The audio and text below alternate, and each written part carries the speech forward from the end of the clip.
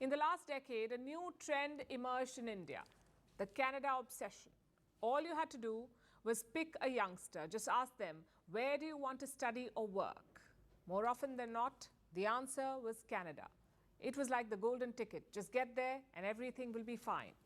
But maybe not. The government of India has released some numbers. It tells us how many Indian students died abroad. The number is 403 in the last 5 years. And we have the country-wise division. Guess who tops this list? Canada with 91 deaths since 2018. At the second place is the UK with 48 deaths. And then comes Russia with 40. The US with 36. Do we know the cause of death? The government says there are multiple causes. Some are accidents, some are natural deaths, and some are because of medical conditions. But what about foul play? The Foreign Ministry spokesperson was asked about this. Listen to his response. Canada does happen to numerically be the highest, but I would urge that they be looked at in relation to the total number of Indian students in that country. Plus, we would need to see whether these are caused by violence, or car accidents. We don't know. And that's a fair point. Canada has the largest Indian student community, some 300,000 of them. Others are not even close. Russia has 15,000 Indian students. The US has 200,000.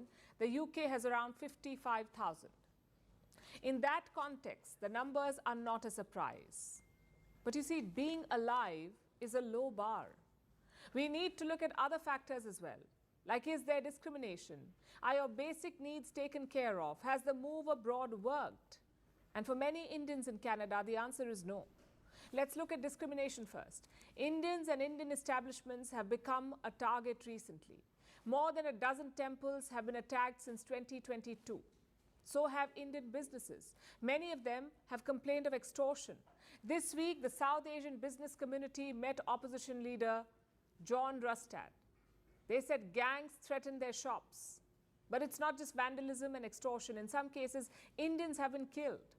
Like 21-year-old Karthik Vasudev, he was shot dead last year outside a metro station. Or Harmandeep Kaur. She too was killed last year. Kaur was working as a private security guard. She was attacked with a rod by a Canadian national. And these were not just murders. They were also hate crimes. In July this year, another Indian was killed, Gurvinder Nath. He was delivering food past midnight. Multiple suspects tried to attack him and steal his car. Nath lost his life in that incident. His mother later died by suicide. So that's an entire family destroyed. Now, this last case was random, but it does tell you what the risk is. Many Indian students take up jobs in Canada. Some deliver food, others drive an Uber. If things go wrong, any of them could be next. And the situation is not getting better for them. This week, 3 movie halls showing Indian films were targeted, all of them in Toronto. All of them within a space of 3 hours. As the movie began, masked men entered the hall. They sprayed some unknown substance on the audience. Many of them started coughing in the end, and the movie halls had to be evacuated. Do you think that's a coincidence? Absolutely not. It was a targeted attack.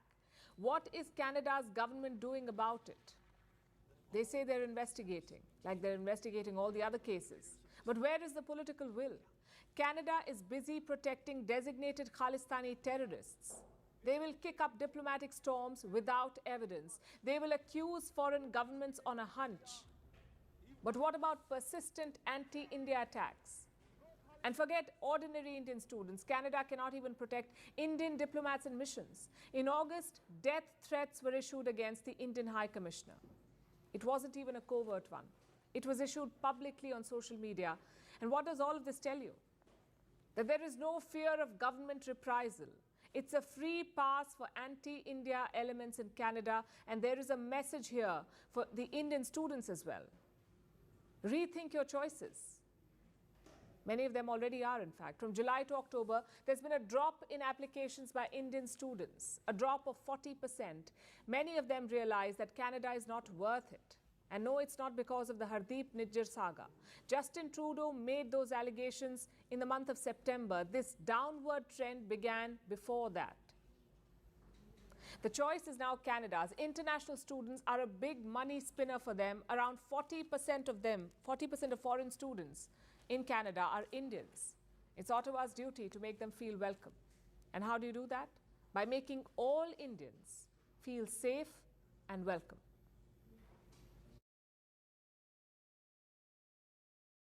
Now let's turn our